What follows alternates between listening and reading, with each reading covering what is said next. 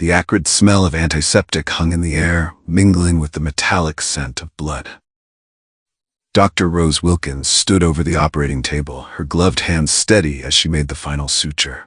The patient before her was unconscious, oblivious to the fact that his life had just been saved by the very woman he had betrayed. Rose's eyes, visible above her surgical mask, were devoid of emotion. To any observer, she appeared to be the consummate professional, calm, collected, and focused solely on her task. But beneath that exterior, a storm was brewing. As she stepped away from the table, allowing the nurses to take over, Rose's mind drifted to the events that had led her to this moment. The sacrifice she had made, the betrayal she had endured, and the revenge she had just exacted. This is the story of love, betrayal, and a revenge served ice cold, with a side of medical expertise. Denver, Colorado, 5 years earlier. The sun was setting over the Rocky Mountains, painting the sky in hues of orange and pink. In a cozy restaurant, nestled in the heart of the city, two people were celebrating their third wedding anniversary. Rose and Joshua Carter made for a striking couple. Both in their early 30s, they exuded the confidence and charm of two people who had found their perfect match. Rose, with her warm brown skin and curly hair pulled back into a neat bun, laughed at something Joshua had said. Her husband grinned back at her, his dark eyes twinkling with mischief and adoration. "To us," Joshua said, raising his glass of red wine.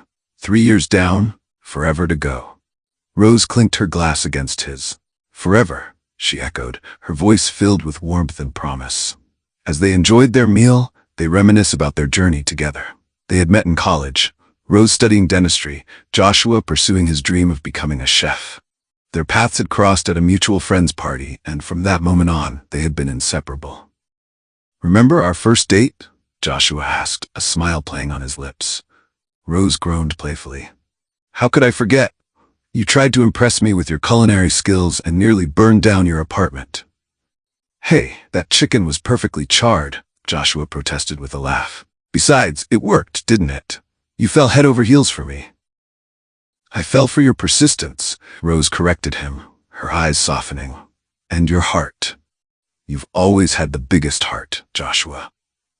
As the evening wore on, they talked about their dreams for the future.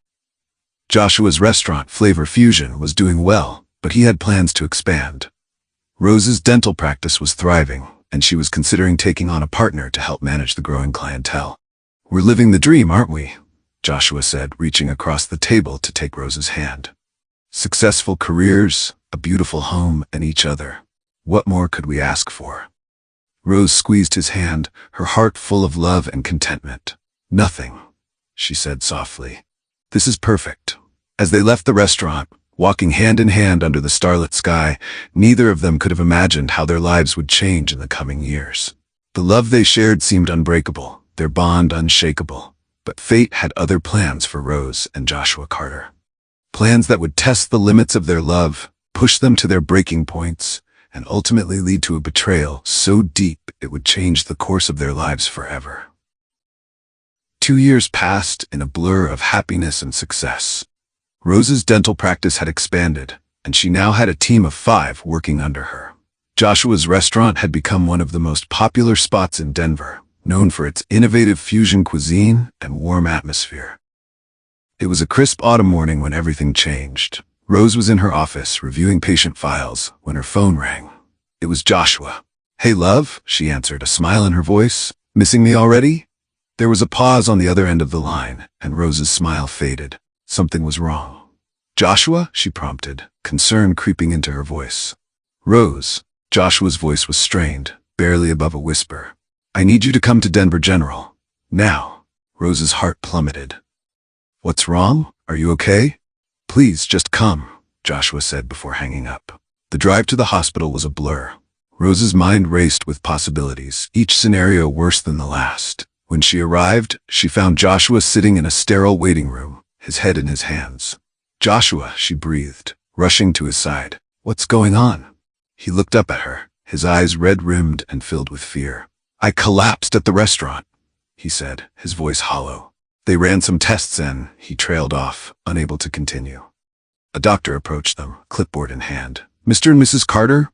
At their nod, he continued, his voice gentle but matter-of-fact. We've received the results of Mr. Carter's tests. I'm afraid it's not good news. Rose felt her world tilt on its axis as the doctor explained. Joshua had advanced cirrhosis of the liver. Years of undiagnosed hepatitis C, likely contracted from a tattoo he'd gotten in his rebellious college days, had taken its toll. Without a transplant, his prognosis was grim. How long? Joshua asked, his voice barely audible. The doctor's face was sympathetic. Without a transplant, 6 months, maybe a year at most. Rose felt as if she'd been plunged into icy water. 6 months? A year? It wasn't enough time. They were supposed to have a lifetime together. What about a transplant? She asked, her mind already racing ahead. How long is the waiting list? The doctor sighed. Unfortunately, the waiting list for liver transplants is quite long. It could be years before a suitable donor is found. Years we don't have, Joshua said, his voice hollow. Rose squeezed his hand, her mind made up in an instant. What about a living donor? I've read about partial liver transplants. The doctor nodded. That is an option, but it's a major surgery with significant risks for the donor. We'd need to run tests to see if you're a match, and even then, it's not a decision to be made lightly. I'll do it, Rose said without hesitation. Whatever it takes.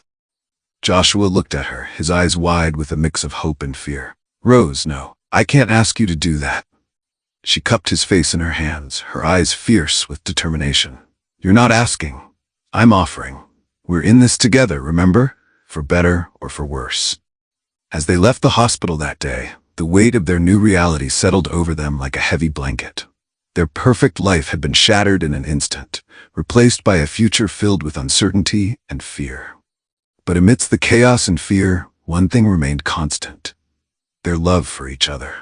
Rose was determined to save Joshua, no matter the cost. She couldn't have known then that her selfless act would set in motion a chain of events that would test that love to its very limits.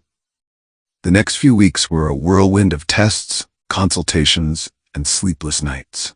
Rose threw herself into researching liver transplants, determined to understand every aspect of the procedure. Joshua, meanwhile, struggled with the guilt of potentially accepting such a massive sacrifice from his wife. Are you sure about this? He asked her one night as they lay in bed, the soft glow of the bedside lamp casting shadows on the wall. It's a huge risk, Rose. What if something goes wrong? Rose propped herself up on one elbow, looking down at her husband. The worry lines etched on his face made him look older than his years. She reached out, tracing the contours of his face with her fingertips. What if something goes wrong if I don't do it? She countered softly. Joshua, you're my husband, my partner, my best friend. I can't just sit by and watch you. She trailed off, unable to voice the terrifying possibility. Joshua caught her hand, pressing a kiss to her palm.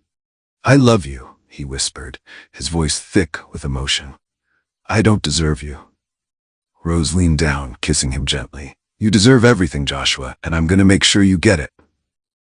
The day of the surgery dawned bright and clear, a stark contrast to the tension that filled the air. As they were prepped for the procedure, Rose and Joshua shared a moment alone. Remember our vows? Rose asked, reaching out to clasp Joshua's hand. In sickness and in health, this is me keeping that promise. Joshua's eyes welled with tears. I'll spend the rest of my life making this up to you, he vowed.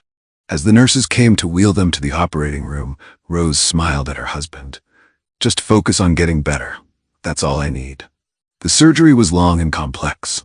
For hours, teams of surgeons worked tirelessly, removing a portion of Rose's healthy liver and transplanting it into Joshua. In the waiting room, their families paced anxiously, praying for a positive outcome. Finally, after what seemed like an eternity, the lead surgeon emerged. Both Rose and Joshua had made it through the surgery. The transplanted liver was functioning well, and barring any complications, Joshua's prognosis was good. The road to recovery was long and arduous. Rose, despite being the donor, pushed herself to recover quickly, determined to be there for Joshua every step of the way.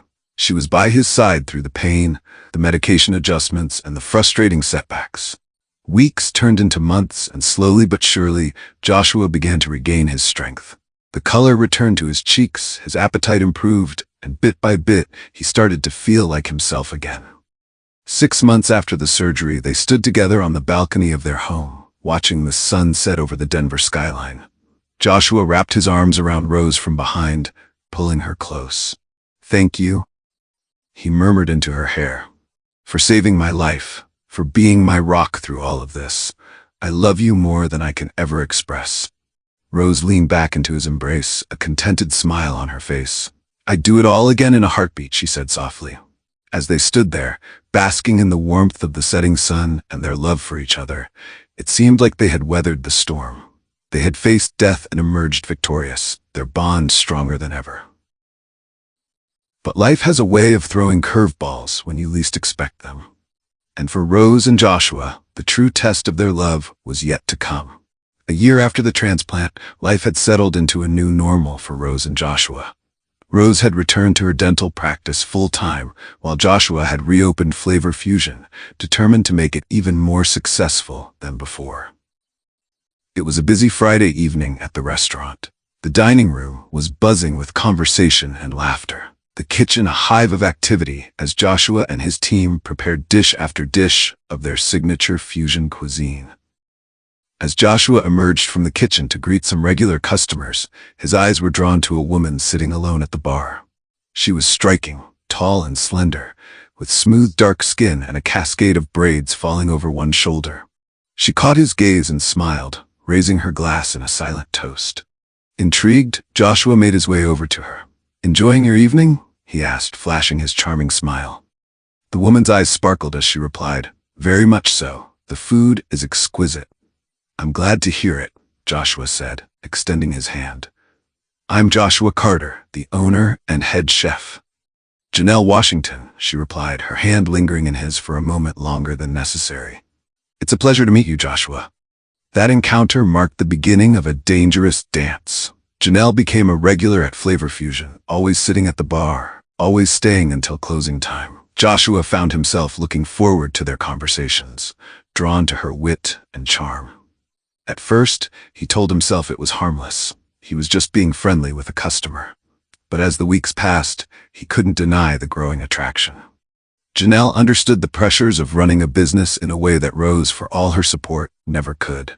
She listened to his ideas with genuine interest, offering insights and suggestions that excited him. One night, after the restaurant had closed and the staff had gone home, Joshua and Janelle found themselves alone. The air between them crackled with tension. "I should go," Janelle said softly, but made no move to leave.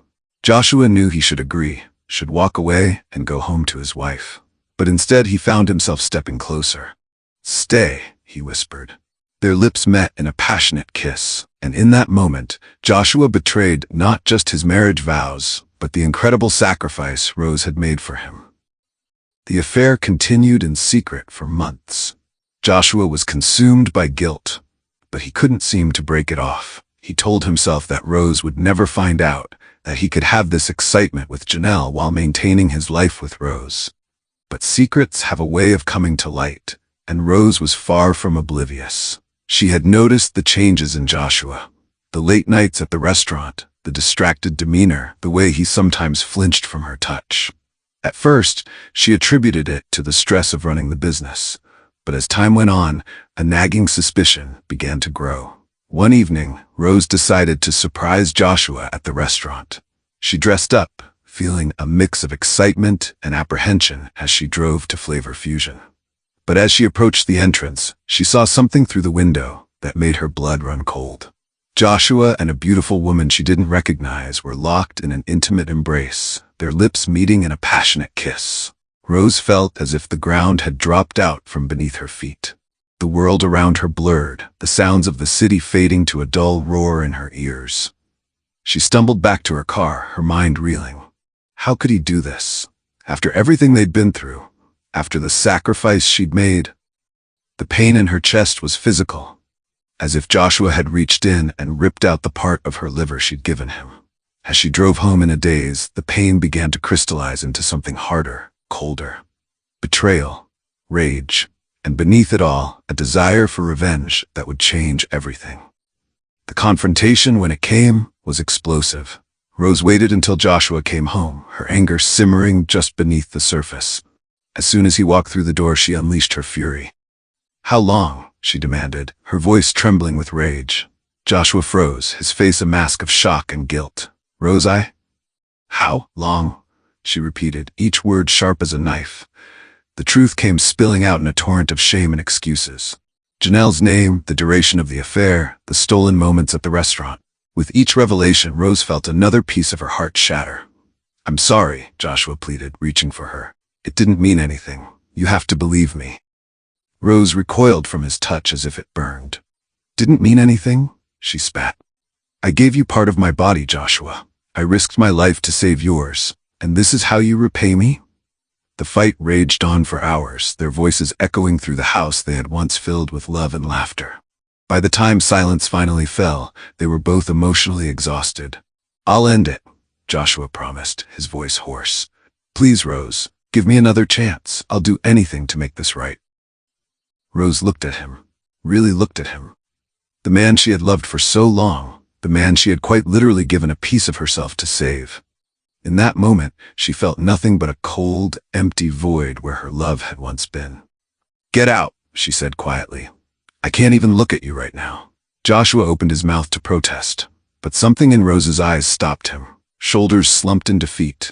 He packed a bag and left, the door closing behind him with a finality that echoed through the empty house.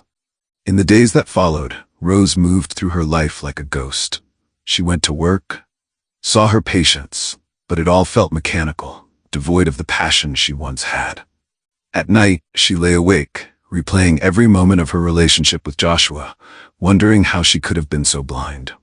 Friends and family rallied around her, offering support and sympathy.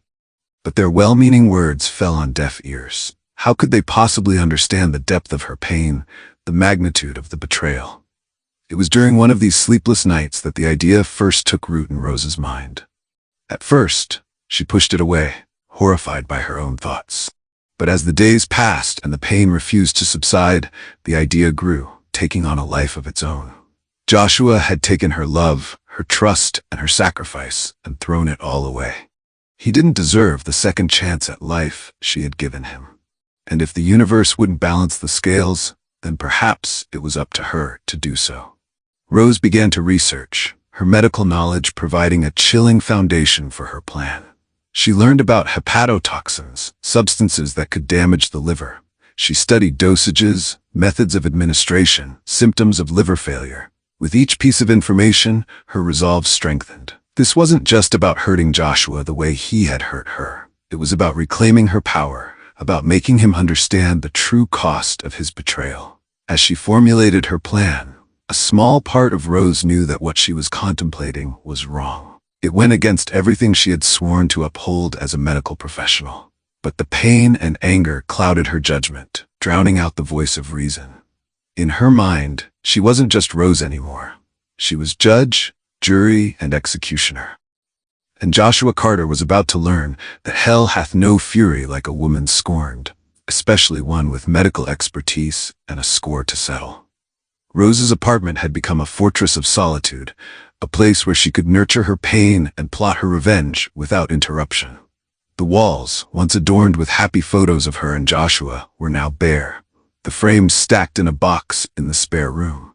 She couldn't bear to look at them, couldn't stand to see the lies captured in those frozen moments of perceived happiness. It was in this stark, emotionless environment that Rose began to meticulously craft her plan. She sat at her dining table, now covered with medical textbooks, printouts of research papers, and pages of her own neat handwriting. A laptop hummed quietly beside her, open to yet another medical journal article. Rose had always been thorough in her work, whether it was dentistry or now revenge. She approached this task with the same clinical precision she would use for a complex dental procedure. But instead of healing, her goal now was to inflict carefully calculated damage. Her research had led her to a substance called pyrrolizidine alkaloids, compounds found in certain plants that were known to cause severe liver damage. They were particularly insidious because the damage they caused was often delayed, sometimes not manifesting for weeks or even months after ingestion. Rose's lips curved into a bitter smile as she read about the symptoms: fatigue, abdominal pain, nausea, jaundice. All things Joshua had experienced before, when his liver was failing. All things he would experience again, but this time there would be no Rose to save him. The challenge was obtaining the alkaloids without raising suspicion. Rose knew she couldn't risk purchasing them directly. It would leave too clear a trail. Instead, she decided to extract them herself from a plant called comfrey, which she could easily grow in her own garden under the guise of herbal medicine. As she plotted, Rose was aware of the changes taking place within herself. The woman who had once taken an oath to do no harm was now planning to systematically destroy the health of the man she had once loved enough to give part of herself to save. But the pain of betrayal had twisted her, reshaping her into someone she barely recognized. "You did this," she whispered to the empty room, imagining Joshua standing before her. "You made me this person." Over the next few weeks, Rose threw herself into her work at the dental practice with renewed vigor.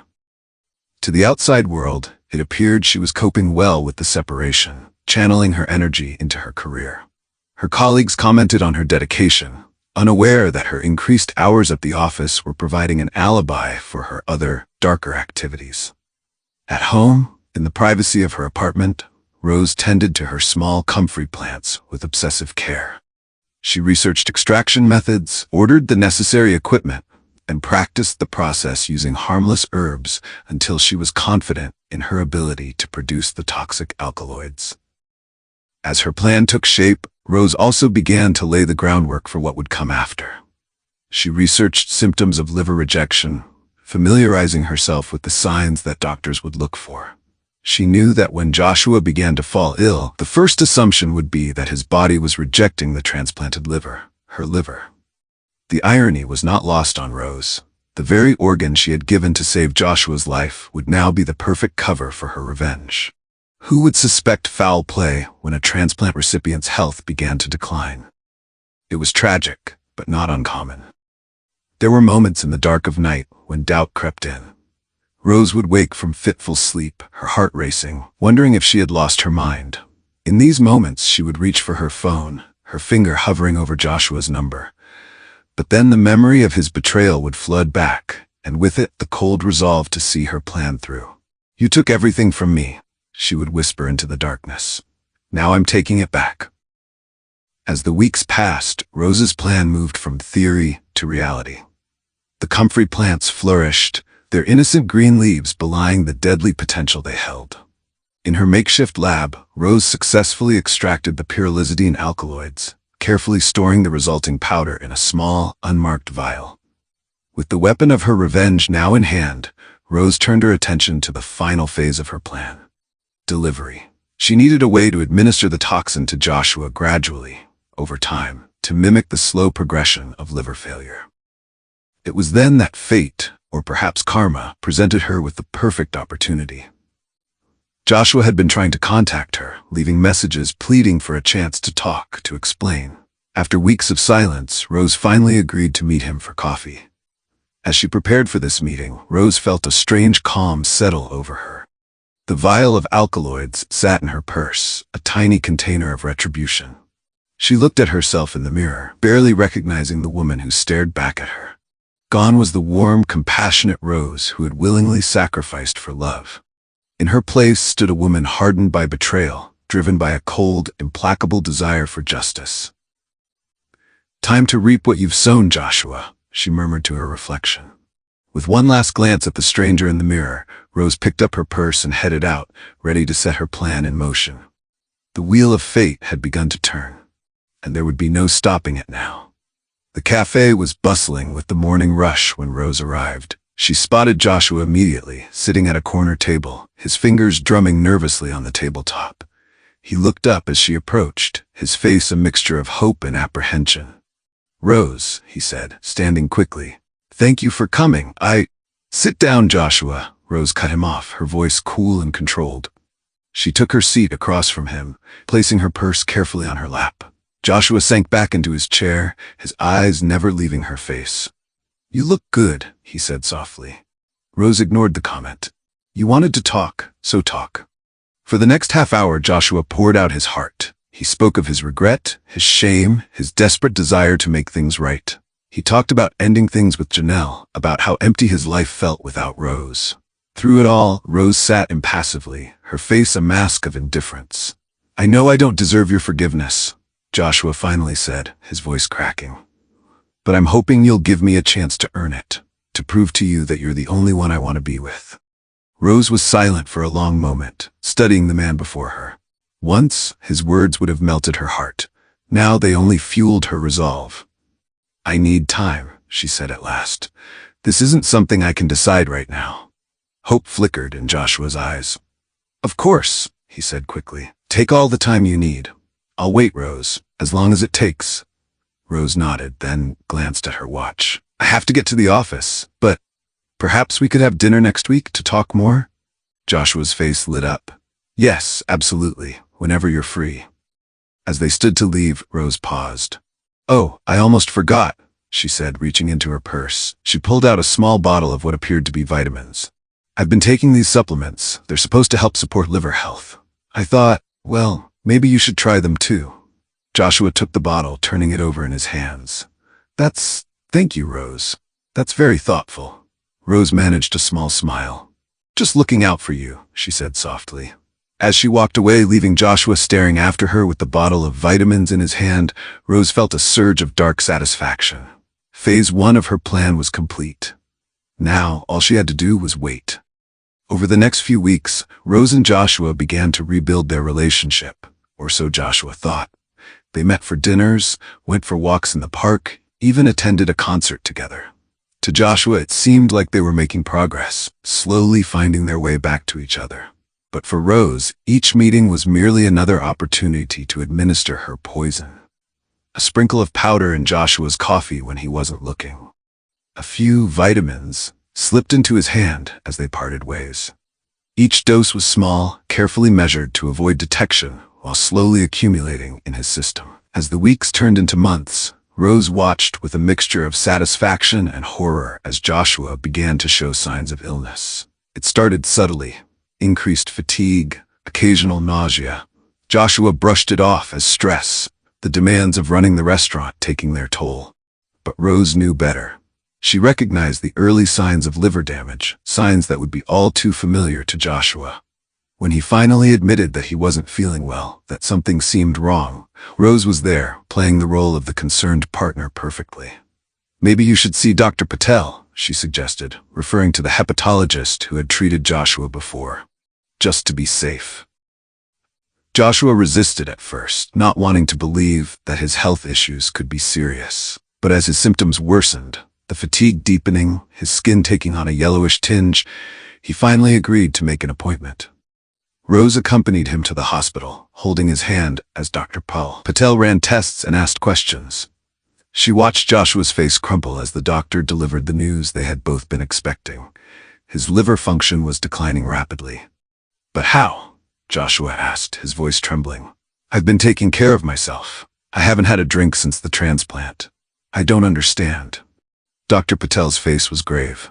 "Sometimes, Joshua, the body rejects a transplanted organ even years after the surgery. We'll need to run more tests, but I'm afraid we may be looking at acute rejection." As Joshua broke down, Rose held him, murmuring words of comfort and support. But inside she felt nothing. No triumph, no satisfaction, not even guilt. Just a cold, empty void where her heart used to be. That night, as she lay in bed beside a fitfully sleeping Joshua, Rose stared at the ceiling, contemplating what she had done. She had succeeded in her plan. Joshua was suffering just as she had suffered. His body was betraying him, just as he had betrayed her. But as she listened to his labored breathing, a small voice in the back of her mind whispered a troubling question. At what cost had this revenge come? And more importantly, would it ever be enough to heal the wound in her soul? As Joshua's health continued to decline, Rose found herself caught in a web of her own making. She played the role of the devoted partner perfectly, accompanying Joshua to his medical appointments, researching treatment options, and providing constant support. To the outside world, she was a pillar of strength, standing by the man she loved in his time of need. But beneath this carefully constructed facade, Rose was unraveling. The weight of her actions pressed down on her, making it difficult to breathe, to think, to exist. She had wanted Joshua to suffer, to understand the depth of pain he had caused her. Now, watching him waste away day by day, she wondered if she had gone too far. One particularly bad night, Rose sat by Joshua's bedside in the hospital, watching as he tossed and turned in a fitful sleep. His skin was jaundiced, his body frail. The beeping of the monitors seemed to mock her, a constant reminder of what she had done. "I'm sorry," Joshua mumbled in his sleep, his face contorting in pain. "Rose, I'm so sorry." Rose felt something crack inside her. She reached out, her hand hovering over Joshua's, wanting to offer comfort but knowing she had no right. She was the cause of his suffering, the architect of his pain. How could she possibly comfort him now?